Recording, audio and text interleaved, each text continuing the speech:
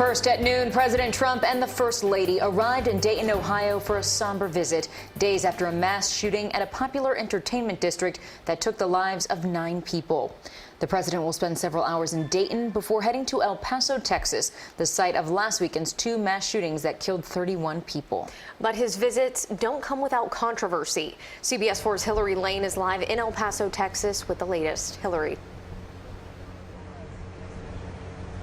Lauren and Carly, there are mixed emotions here in El Paso about the president's visit. The mayor of the city says he felt obligated to invite the president. He says it's not a political visit, but he's already facing backlash.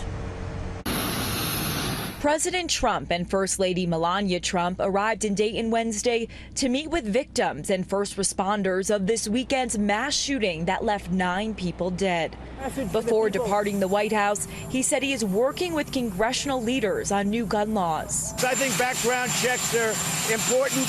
I don't want to put guns into the hands of mentally unstable people. His visit was met with protests. Dayton's Democratic Mayor Nan Whaley tells CBS this morning it's time the president takes action. Instead of just words, I want the president to do something to make sure that these kind of senseless acts of violence stop happening. Here in El Paso, where an alleged white supremacist killed 22 people at a Walmart on Saturday, some people don't want the president to come. He's not welcome. He is as guilty as the shooters because he has hate. He hates us. It's not the right time. Should wait a little. We're still healing. But President Trump brushed off the criticism. I think my rhetoric is it brings people together, whether it's white supremacy, whether it's any other kind of supremacy, whether it's Antifa, whether it's any group of hate. I am very concerned about it, and I'll do something about it. El Paso native Beto O'Rourke says the president is not welcome in El Paso.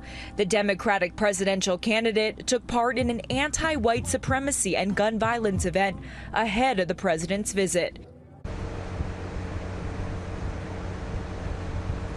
And Democratic presidential hopeful Beto O'Rourke even went further on to say that he believes President Trump's hateful rhetoric incites some of the violence. President Trump tweeting earlier this morning that Beto O'Rourke should be quiet and respect the victims. President Trump and Melania are expected to be here in El Paso later this afternoon. Live in El Paso, Hillary Lane, Lauren and Carly, over to you.